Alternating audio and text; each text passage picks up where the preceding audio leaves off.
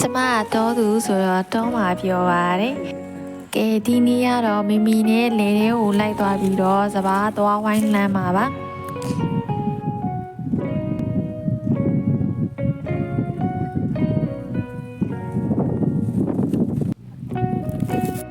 ဒါတော့ကျမတို့လေဘေးနားချောင်းလေးပါချောင်းထဲမှာရေပြီးရင်ရေကူးမလို့ပါဆုံးပါပဲညာပြောတာပါကျမချောင်းနေမြစ်တင်နဲ့နီးတဲ့နေရာမှာမွေးတယ်ဆိုပေမဲ့ကျမရေမကူးတတ်ပါဘူးတကယ်ဖျားစုရေမကူးတတ်တာအဲ့ဒါတော့မိကြောင့်မမိကလေငငယ်ကရေကူးတင်ခိုင်းနေဆိုရင်ဖေကပေါ့နော်ရေကူးတင်ပြီးတယ်ရေကူးတင်ပြီးတယ်ဆိုရင်လုံးဝမကြိုက်ဘူးရေနစ်တော့မှဆိုလို့တဲ့အခုတော့ရေလုံးဝမကူးတတ်ပါဘူးကဲငါးထိုင်ရမြင်ပြီးတော့ဝဲလာတဲ့ငပုတ်တင်နှကောင်ဒီနေ့ချက်စားမှာပါအိမ်မှာ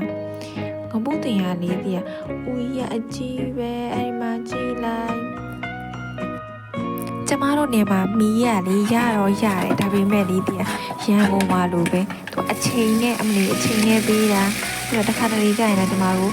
ထင်းမီးပုံနဲ့တည်တစ်ခါတလေကြာရင်တော့အိမ်မှာ digital မီးဖို့ရှိ digital မီးပုံနဲ့ပဲတည်လိုက်တယ်ကျမငါးရမ်းကြိုက်တာအောင်မပြောနဲ့အိမ်ကမီတို့ဖီဖီတို့ကလေငါတို့ပစုံတို့ပဲချက်တယ်ပြီးတော့ကျမခြေလေးကြောင့်မစားတော့ပူဆိုးတယ်နောက်ပြီးတော့နေရငါးတွေကစားလို့ကောင်းတယ်ရန်ကုန်ကငါးတွေလို့မို့နေရငါးတွေကဘလို့ပဲချက်ချိုးနေရပဲစားလို့အရန်ကောင်း